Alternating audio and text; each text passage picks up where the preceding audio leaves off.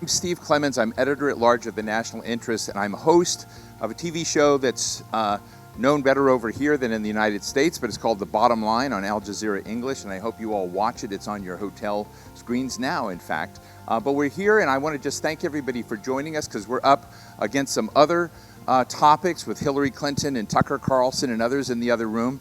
Hopefully this is more meaningful for your lives, and we will see how that goes. But I want to encourage everybody to join us, and I think that we've got such a nice and relatively intimate group that not only can we be talking amongst ourselves in conversation, but I'd like to kind of change the game here and involve as many of you as we can in discussion too. So think about questions you have or the perspectives you have from the countries that you have. I have a friend now from Azerbaijan. We have a former Prime Minister of Pakistan here. There are many others that are here that I think are as important stakeholders in the global AI discussion as are representatives of the United States, India, and China. You happen to be big countries, but guess what? Everybody's involved in this game. And we're discussing competing for the future, AI's role in economic transformation and global power. And we've got a fantastic array of people here. I should say that this session is organized and presented by the Observer Research Foundation. And with the Observer Research Foundation here in the Middle East, we have Siddharth Yadav, who's a fellow in the technology program. Very good to have you here. Let's give him a big round of applause. We have Tang Xiaoyang, who is the chair and professor at Tsinghua University, Department of International Relations. Xiaoyang, thank you so much for being here. Big round of applause for him. And we have Michael Horowitz, who is the director of the Perry World House and Richard Perry Professor at the University of Pennsylvania. And I also want to mention, because it's sort of intimidating, that he was in the Office of the Secretary of Defense for Policy and worked there. And I think you were a Deputy Assistant Secretary of Defense, right? So you worked on these issues from the military issue, but we won't hold that against you. I mean, there are other parts. So Michael, thank you so much for joining us. Let me just start and say that I think that our task today in the 45 minutes we have is to sort of scale, an almost impossible topic, which is to sort of look at the tidal wave of AI coming, what it is going to do, and and how to get this equation right. I often think about, from the United States perspective, as we look forward, what equities do we need to preserve? How do you not get distracted by the wrong things? What do we really need to focus on? And I want to start with Siddharth and ask you just a fundamental question as we have. I'm not asking you to each represent the countries you represent, but I am interested in the question of why this geostrategic scramble and geoeconomic and geotech scramble over AI is so important. Why does it matter who wins? Or does it matter who wins? Siddharth? We may be short a mic, AV team, so if you have another mic, let us know. Go ahead. So thank you for that question, and you sort of surmised the whole discussion at the outset very correctly. The topic is too expansive, too big to be solved in one session. But I think there's so much hype and discussion around AI in the past few years because let's go back a bit further. Discussions on AI and speculations about the capabilities of AI have been part and parcel of science fiction narratives for over a century. And theoretical sort of innovations in artificial intelligence research have been going on for decades up to now. But the sort of speed and scale with which we have seen the expansion of AI capabilities since the release of ChatGPT in December 2023 caught everyone by surprise. No one was expecting for such a rapid development and innovation speed of artificial intelligence tools. And let's just stop it. Who uses ChatGPT? Everyone. Who uses DeepSeek? Okay, we got some competition. Who uses any form of emerging agentic AI? Oh, that's very. We're going to come back to you. I'm going to thank. So sorry to interrupt, but that's interesting. Yeah, absolutely interesting. And actually, India has the highest number of ChatGPT users in the world. So well, you basically have the biggest of everything in the world, so that's not really a bragging point. Right. Very true. But I think coming back to the discussion, as I was saying, ever since the release of ChatGPT, the scale with which we have seen adoption of ChatGPT and other AI tools grow sort of made it very clear that all the regulators and policymakers around the world need to regulate this technology very quickly. So, and the unprecedented sort of nature of artificial intelligence itself. So you're a pro-regulation AI guy. No, I'm somewhere in the middle. What does that mean? You have no principles? So it means that I realize that there are a lot of unknown unknowns in AI discussions. I'll give you an example. One of the sort of biggest regulations on AI the world has seen right now is the EU AI Act. When the act was first formulated and passed, it had a category of unacceptable risk. Right. And that category included AI tools that are designed for subliminal manipulation, sensory manipulation, but at the same time, there was no tool on the market that would fall under that category. Yet, simultaneously, it also had categories of limited risk and minimal risk, and that's where it put LLMs and chatbots. Now, that may make sense at a cursory glance, but over the past few years, we have seen very unfortunate cases of people conversing with AI and experiencing mental health episodes. There have been cases in the news of people committing, very regrettably, taking their own lives, and their family members have attributed those episodes to conversations with LLMs. So this sort of like demonstrates the problem of regulating an unprecedented and transformative technology. There is no way, no one can anticipate what the possible implications of the technology are going to be.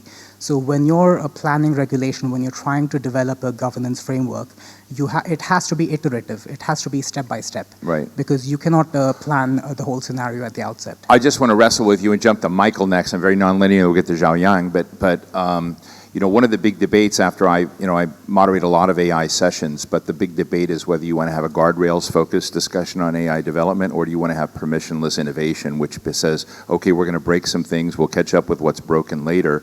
You know, I have to say that that's the core of the debate, because the fear of falling behind, of getting distracted by the guardrails is, I'm not putting my thumb on either side, but I just want to be clear that that is the nexus of the debate today. And there's a view in the United States that Europe could sabotage America's and the West's ability to compete with China, because China has just fewer of those problems with large LLM models and regulation and Belt and Road Initiative, that Europe is so vital a part of the scale of a kind of Western footprint for AI, but Europe is just very, very heavy with regulation. But I don't want to put words in Michael's mouth, but Michael, would you just help us understand what the geostrategic significance of the AI race is? Sure, happy to, and thanks for having me today. I think about AI as a general purpose technology. It's akin to the electricity or the combustion engine or the printing press, and that means it's going to be everywhere and matter for everything. And in that case, the AI race, I think, is a marathon rather than a sprint, but it's a marathon for underlying economic power, which then also matters for societal influence, for military power, for lots of different kinds of things. And so the stakes of the AI race, and again, I don't think this is a first past the post race, like you got to get there in 6 months or else you lose. I think that this is more of a generational kind of competition. But the stakes are about the future of the global economy and who will have leadership in the global economy, which means that this is really an adoption question in some ways as much as anything else. I think that one of the mistakes that we make in the AI competition discussion sometimes is getting really focused on, like, all right, the latest DeepSeek model has like this many parameters, does this, the latest OpenAI model, just like, oh wow, like look, Gemini just, leapfrog like OpenAI's latest, ChatGPT model, when what really matters is adoption. Like, for example, we were talking about ChatGPT user base. There's like 800 million people around the world use ChatGPT. Well, now almost 350 million use Gemini, and the percentage growth in Gemini has gone up a bunch over the last couple of months, but that's over 1 billion people just between those two, and that's not even counting DeepSeek or Claude or any of those other sort of kinds of models. And so like this is happening, and I think the global economy are the stakes. Have any of you used the platform Manus? Anyone? So the same guy. So I just interviewed at the Web Summit in Lisbon one of the co-founders of Manus, and if those of you who don't know, it's MANUS, and it is an agentic AI platform, and honest to God, it's kind of like a person who argues with me every day. and giving me advice and counsel. And just as you were sort of talking about people in these models, it's very, very interesting to sort of see what's coming, which is not just something you're giving instruction to, but something you're empowering down the road to give instructions to you. And then you wonder what the power is going to be of that agent interacting with other agents and what's going to go on. I mention it because I think that we need to jump beyond just the generative AI models right now, which Michael mentioned, and kind of think more broadly about this next generation. But, you know, as you're kind of looking at that, does any of that give you qualms, Michael? I mean, qualms, sure, in that, but like technology fundamentally, I view technology as a tool. And you can use tools for good things, you can use tools for bad things. And so to the extent that you want guardrails on your tools, then you want guardrails on your tools the same way that, like say in the United States, we have, laws about anti-discrimination. We have there are laws that say, laws about, about fair credit, about real estate, about things like that. The important thing is that in an age of AI, that you can still enforce those sort of laws and regulations. So like to me, guardrails on AI are a means to an end, right? Not an end in and of themselves. But technological progress is accelerating so quickly that even when technology progress isn't accelerating quickly, it outpaces regulation, let alone today. Xiaoyang, you are arguably at one of the world's most important universities at the nexus of this, at a place that is striking fear into the heart of many American policymakers in terms of what China is doing and where it is. Can you give us a sense of the temperature of, I'm going to put it, the temperature of enthusiasm, the temperature of application within both the private sector and the government and the broader, Belt and Road, if you will, of what's happening with AI in China? Okay, so maybe first also starting from my university. And since last 3 years or 4 years, the university, they are promoting AI education for almost all the majors. So in fact, that's actually not really to the advantage of... So if I wanted to learn the arts, I would still take AI? Yes, yeah. So that's not really advantage... We're actually making very similar curriculum changes. Really? Yeah. So it's about AI plus everything. Yeah, no matter you want to have a political science or arts, so you also need to learn some AI. So this is actually about AI as a platform. And this is actually exactly China is really also anxious about. It's although the Americans may be fearful of Chinese, but Chinese, they still think they are lagging behind for most of the part. So therefore, although they realize the gap is not big, so that's why the DeepSeek, this actually give a lot of confidence.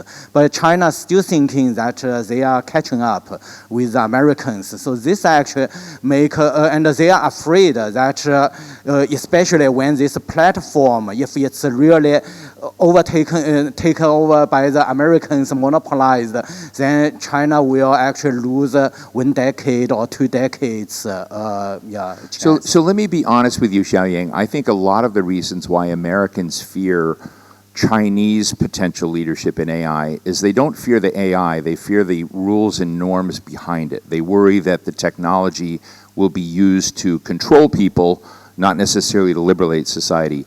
Are you scared of American success in AI because of rules and norms behind AI, or are you just worried about losing business? I think this is exactly shows actually the AI competition rather reflects the competition of people's mindset. Actually, this kind of narrative, they have been existing for already maybe 50 years or even if not even longer on the Chinese Communist Party, on this authoritarian government. But that's actually when China talks about the US, about the West. China exactly saw the monopoly, the power actually, it's used by the West to control, to colonize, and to enslave the other parts of the world for centuries long. So China is actually afraid of this because they are afraid. This is actually proven by the history. While the Americans' view on the Chinese society, I think everybody who has been to China would immediately kind of demystify it, right? It's more like a fantasy rather than real understanding. But that's actually, I think, for China, why this is so important. Because China is afraid of being like enslaved or being kind of overwhelmed if the American take again this power. Yeah, Siddharth, you know, in India and what you're doing, I'm very interested also in your perspective on broadening beyond the sort of STEM world, you know, which is, you know, I think that we, you know, already have a lot of bias in the discussion that we sort of think that the STEM crowd, the defense crowd, or the, you know, that's the AI track, you know, not broadly in society. But India's adopting this, you know, and chasing this in a very different way. I think it's similar to what we heard that, you know, the arts and others are beginning to do this. But from talking to a lot of U.S. policymakers, I know that their fear right now is the relatively slow absorption rate in the U.S. economy of AI and applications, and they think that that's the race. They think the race is how slowly can we put this to work across, and they see it happening faster in China and other places than in the U.S., but I know that's there. But how do you look at it? So I actually agree with what Professor said earlier about we should... Two professors there. Which one did you like better? Horowitz, Professor Horowitz. Oh, Horowitz. I think a discussion on AI that always focuses on what's the latest, greatest frontier model can be a bit of a red herring. In India, I can tell that the focus on AI development is not so much on chasing the frontier, but it's actually on using AI as a platform for public service delivery. So, I mean, as you mentioned earlier, like India is the biggest country in the world, has the most amount of people, most amount of users for pretty much everything. We also like top the world in the number of financial transactions. You're going to be the biggest country in the world for a long time. Like China's going to shrink and you're going to be big. And right. America's shrinking. Well, not shrinking, but we're not growing. Let's just put it that way. I think it's going to be tough for us to hit replacement rate fertility over the next decade. So you're sitting pretty. So thank you for that. So yeah, India also tops the world in the number of financial transactions, the sheer number and volume. And one of the reasons why that is because India tried to develop its own digital public infrastructure. One of the sort of main foundation layers of that is the unified payments interface, which sort of allows individuals to make financial transactions without a middleman. So so instead of chasing the frontier, India sort of like is more like people-centric. It wants to develop AI solutions. It wants to add an AI layer on top of its UPI interface. And then India also has like other projects like Project Bhashini, because we know that when we're talking about developing inclusive AI, one of the biggest problems that developers face is a lack of diverse data sets. Most of the data sets involved in AI training overrepresent English. So when we're looking at countries and developers in the global south, they a lot of the times suffer from a lack of high quality data. So there are projects like Project Bhashini, which focuses on digitizing low-resource languages. There are tools such as Kisan GPT, which are AI tools designed for farmers to give them relevant information that are voice-based. Because right. A lot of the frontier models that we see developing today are also heavily text-based. And that doesn't work in low-resourced or resource-constrained region or people who are not as literate as an average American. Right. So I think that's the focus, that's sort of the path that middle powers like India and a lot of the Gulf countries right. and the global south generally needs to take if it really wants to sort of widely distribute the AI dividends. I want to ask Michael and Xiaoyang a question, but I want to ask how many of you see yourself, just put your hands up, as AI enthusiasts? Good. How many believe you're AI skeptics or AI concerned?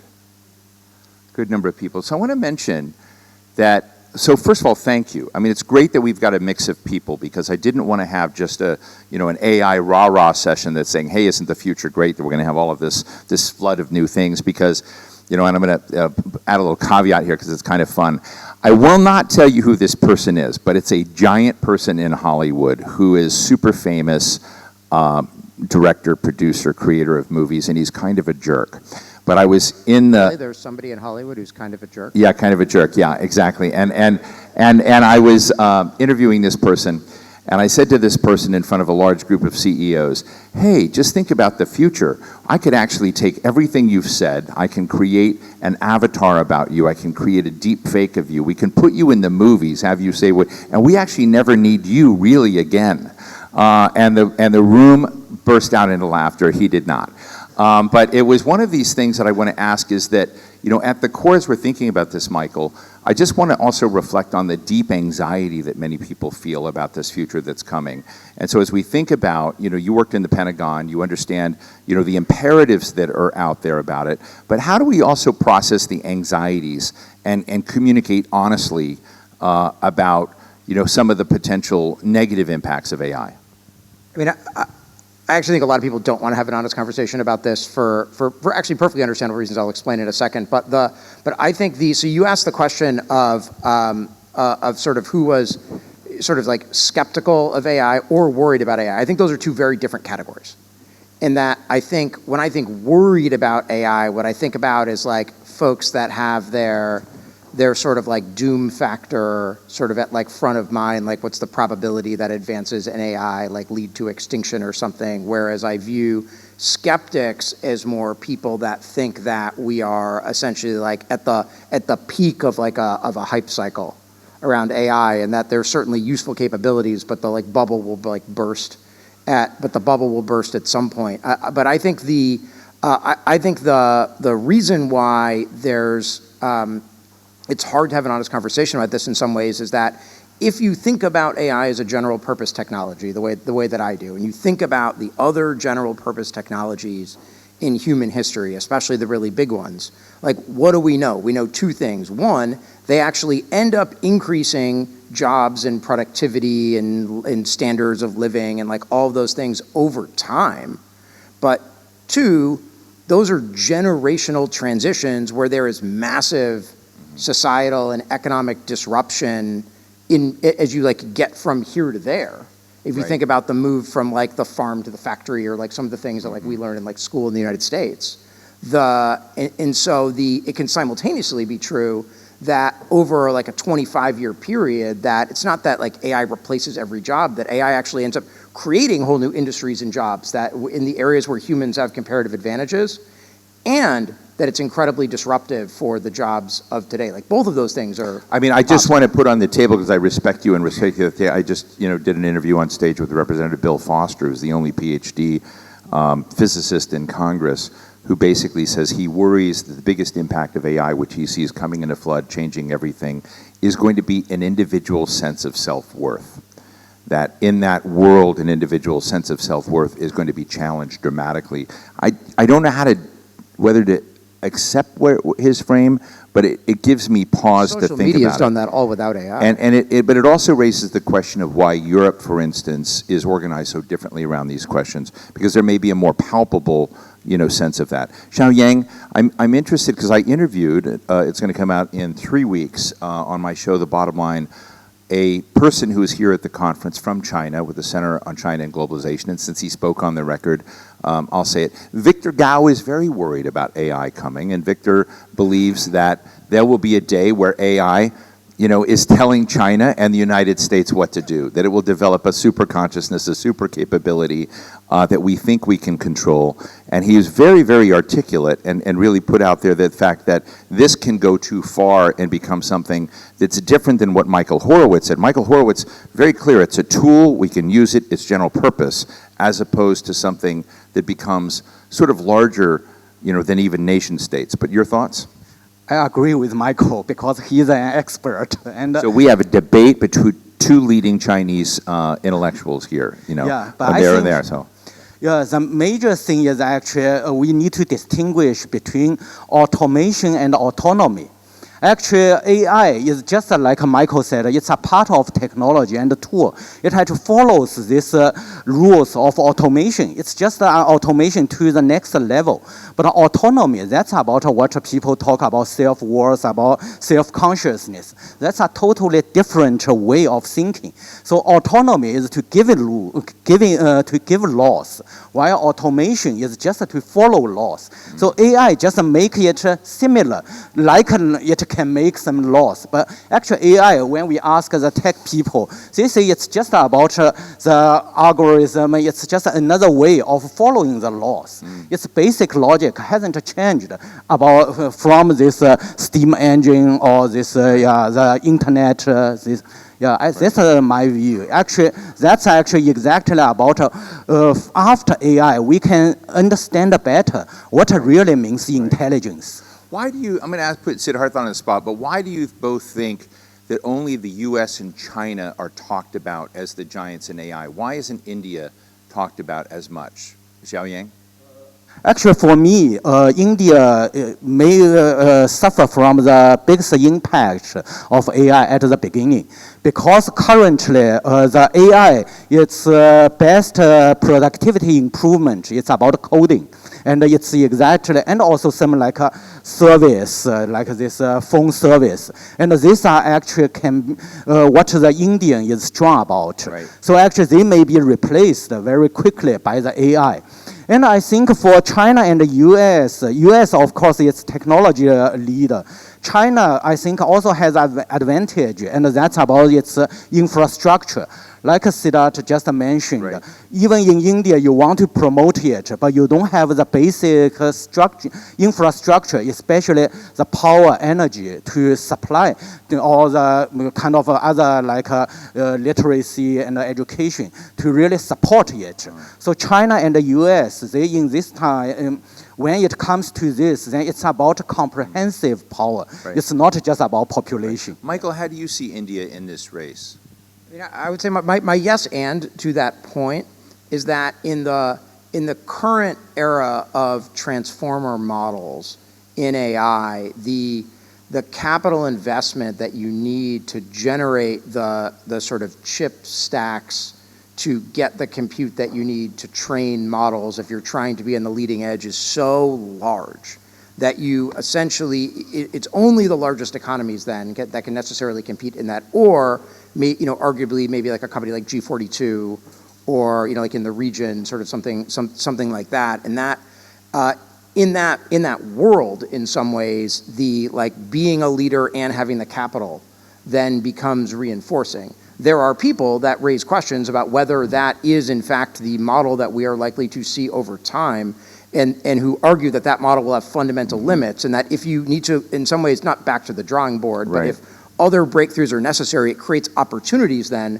for other countries and companies in other countries, especially vibrant countries like India, to then become greater leaders in AI. But just to say again, that is only in the context of leading in AI development, which is different than in some ways hyperscaling, which there's no reason why companies in India can't necessarily compete in, and that's different in companies using AI and like using those models to then like to generate value and become giants in whatever their specific field is. And so to the extent that India's economy continues to sort of grow rapidly in a vibrant way, you would expect India to be a leader in the application of AI, if nothing else. Siddharth, I want to ask you what you think about this, but I also want to say that a lot of economic analysts fear that there may be coming an AI bubble bursting.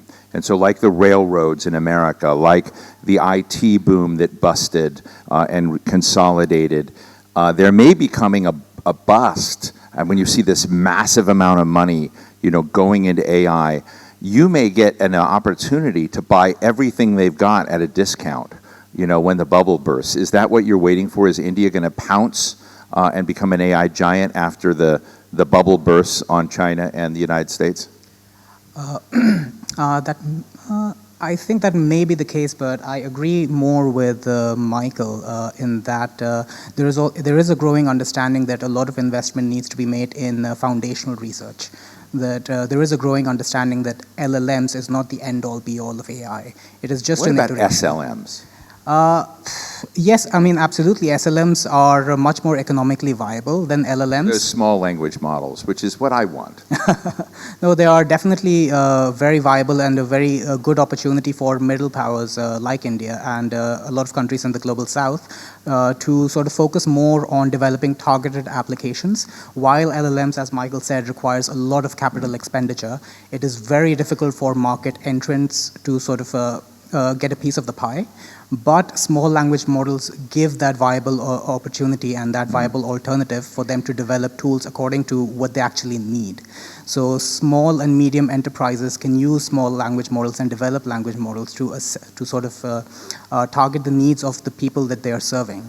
Not so much maybe the global market. They might not be able to develop an AI that is generally as capable as a Gemini 3.0, Right. but they may be able to develop smaller applications that target the needs of a certain community. Let me just ask you real quickly, and then I want to go out to some folks in the audience, but really interested in the national security defense platforms, which are somewhat different than all of society, right? And Michael, you worked on this, you sort of, have thought through, I think there, is that, in a lot of the, next generation technology, particularly communications advances in our country, the Department of Defense was pretty anchored in that. Now we've seen an explosion of activity in the Trump administration, not only on AI, but in things like crypto and fusion power and, all of these big new initiatives and investments in ways of doing things. I'm interested to think whether or not you think these are panning out the right way and whether the national security agenda is going to drive America's AI agenda.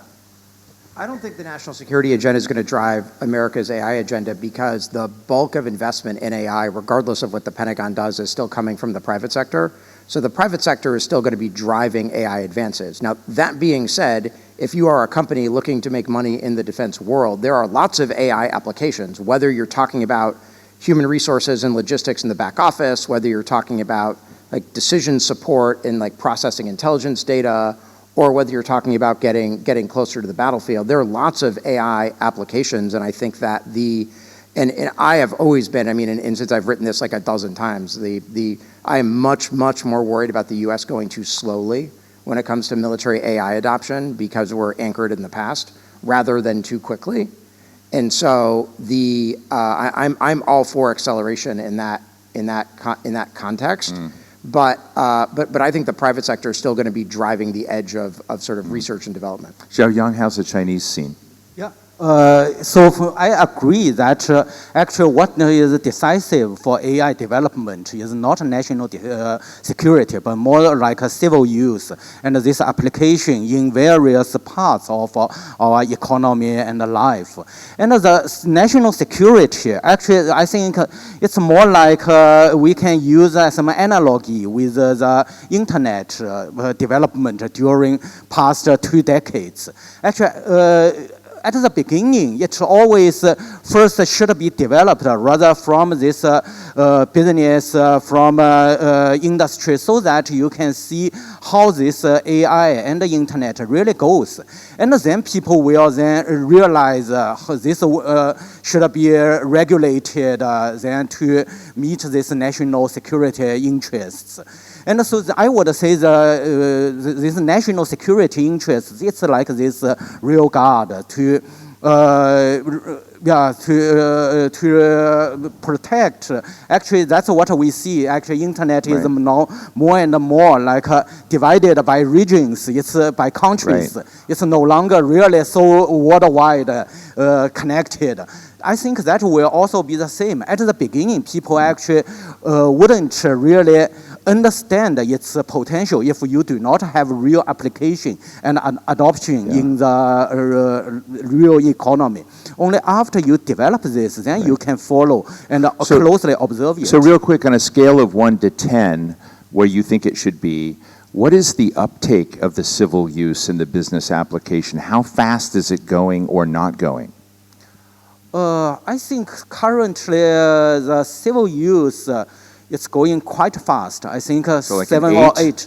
Yeah, especially there are, I think, the ChatGPT and DeepSeek, this big language model, it's more like, in the media. But in fact, there are a lot of adoption on this small and medium company level and according to their own needs.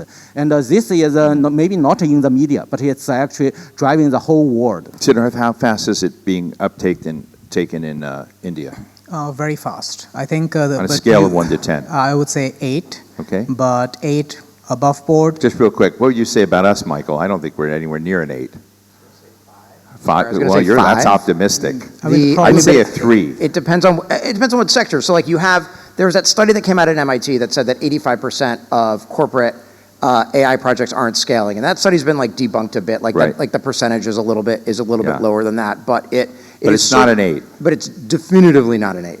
Yeah, interesting. Go ahead. And there's also a different picture because if you look at urban centers and rural centers in India, so that also like complicates the situation. Also on the civilian side of it, there are more people who use AI than those who are willing to admit it.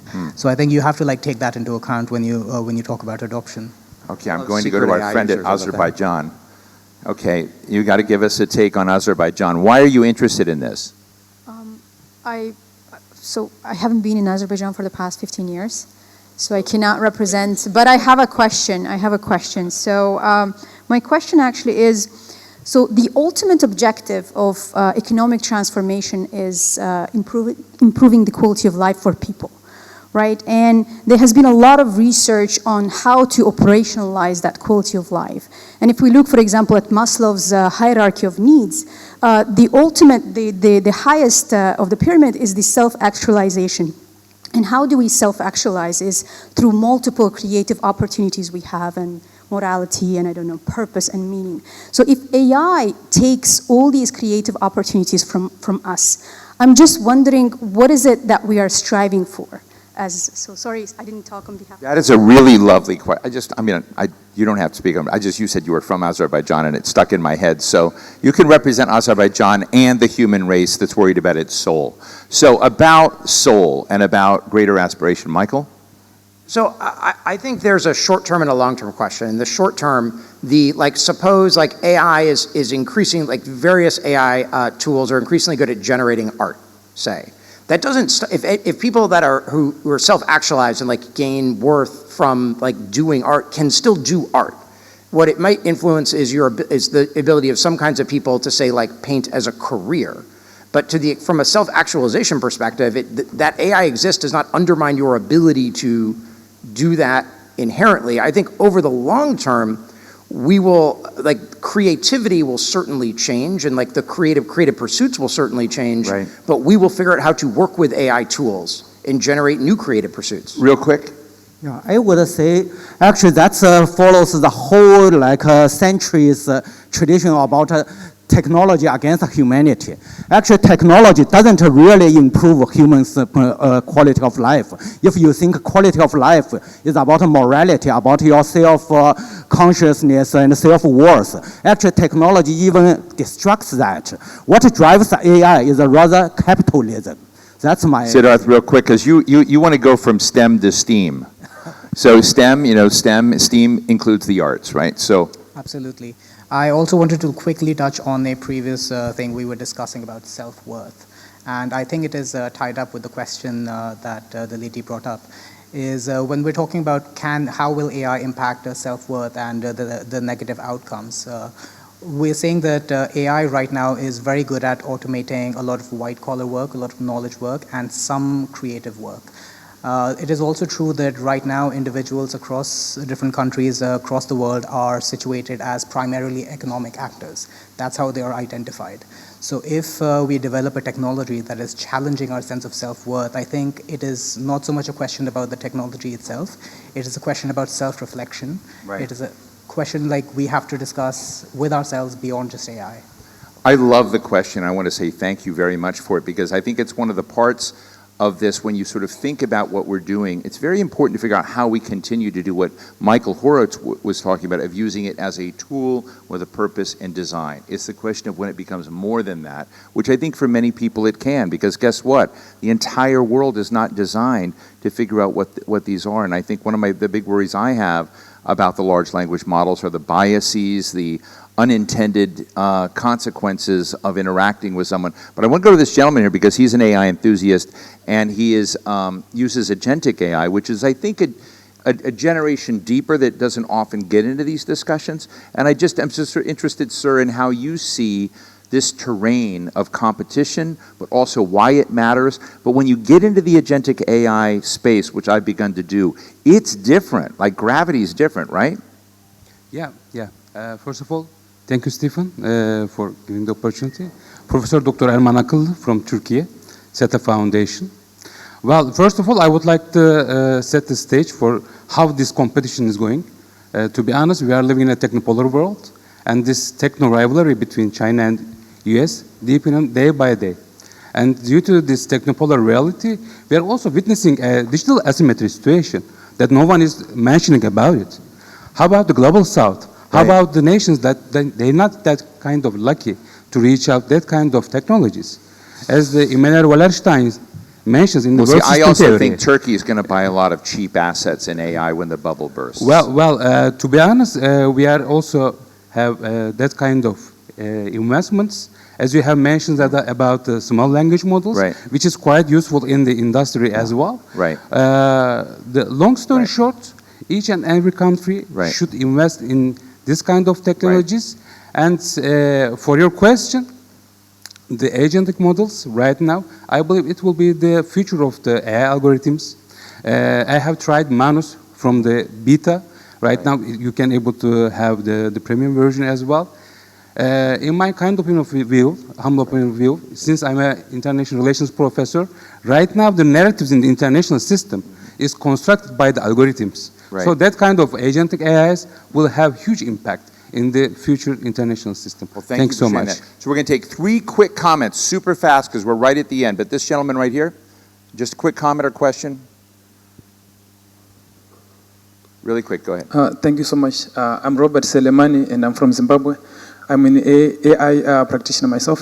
So this is specifically to United States and China. Yeah, but go fast. Okay. What does a win in your ongoing AI race looks like in the eyes of United States and China?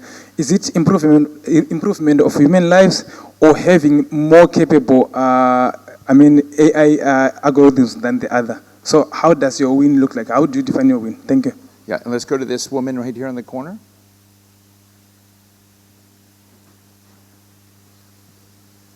Hello, my name is Sabrina, and I'm a student with Johns Hopkins University. There were mentions today about global concerns around leadership in AI, and one issue frequently raised in UN forums is the use of AI technology for automated ethnic minority classification, religious activity detection, and monitoring of specific communities. Right. So what accountability mechanisms do you believe should govern state or military AI systems that have the ability to profile ethnic or religious groups? And how should we evaluate these technologies when they affect vulnerable? I love the question. Just so you know, we need a whole nother forum for that, but just want to be honest that we're not short selling it. It's just we're talking about, let's go right here and right here real quick. Just one quick question. Oh my God, my question is not quick. I'm Denise Garcia, Northeastern University, Boston. For the professors, I would love to hear from you if you were to create a course on the impact of AI on world politics, what would be on your course syllabus? Oh, that's a great question. And let's go to this gentleman here. But don't go too deep in the syllabus. Thank you. Fajar Marzougi. I have 2 questions very quick. The first one, as you know, globalization under attack. So is it possible for AI and the advancement in the future work in such kind of situations where countries isolated our regionalisms? This first question. The second question is regarding, do we need a multilateral institution to regulate this kind of a technology in the future? Thank you. Okay, great. So, great questions, and you each have about 40 seconds. So, Siddharth, over to you. I'll start with the last question. I think I agree that we're saying countries sort of go more and more into silos. Multilateralism seems to be breaking down, but one of the problems and also one of the good things with AI development is the whole like supply chain and value chain of AI development is globally distributed. It is even though a lot of countries are sort of pursuing ways to develop sovereign AI, to me it seems like a pipe dream. I don't think any one country can develop a full AI stack from top to bottom. So it sort of necessitates cooperation, and it sort of necessitates multilateral institutions. Right. So I think if countries and platforms like this sort of lean into that possibility, then I think we can see a better future. Thank you. Xiaoyang? That's my answer response will be actually summary of my views. It's about AI is automation, and actually human beings, what is left to us is autonomy. That's why we are talking about a regulation. Actually, we will regulate AI just according to our understanding of the world. And actually, no matter it's global south, multilateralism, or ethnic minorities, and we actually will try to shape the technology with our understanding. And I think internet is a great example. Even it's supposed to be globalized. Actually, today when we see it, it's no longer so globalized because of our regulation. So in 20 years, we will see quite a different application of this AI. And I think open source and decentralization will accelerate this kind of regulation trend. Michael? Great. Well, three things. One, I think that because AI is a general purpose technology, the regulatory model is much more likely to be something like the ITU or standard setting bodies, or like the correct one, like macro, rather than something like arms control regimes. Denise, what I would assign are stuff that you wrote, because you've written great things surrounding AI and international politics. And I think that in terms of inclusivity in the global south, I think that this open source, closed source model question is enormously important. And you can really see the way that different companies in the US and China, even within those countries, even within the two countries, are attempting to compete differently for global markets. The question to me will come down to, does every country need its own sovereign AI stack? Right. Or do they access AI from the cloud? I would just say very quickly that in any treatment of this or syllabus, it's very good to put those that are both enthusiastic, you know, the Andy McAfees of MIT and the Jan LeCuns, but there should also be people like Max Tegmark and Jan Tallinn, you know, the Future of Life Institute, that are raising important questions about these times. I think that go to our friend from Johns Hopkins University, also raising important questions about governance, which are going to have to be addressed. And I don't know, eventually I will think we'll do this. And we've got, and another thing, we have Cognitive Diplomacy and Digital Autonomy, a book, is that by you? Okay, he wants to be on the syllabus. Hey, can I just basically, great audience, I just want to say thank you all so much for our session on Competing for the Future, AI's Role in Economic Transformation, Global Power. Siddharth Yadav with the Observer Research Foundation, Tang Xiaoyang with Tsinghua University, really one of the anchors of this, the research, and Michael Horowitz at the great University of Pennsylvania. Thank you all so very much. Let's give them a big round of applause. Thank you all.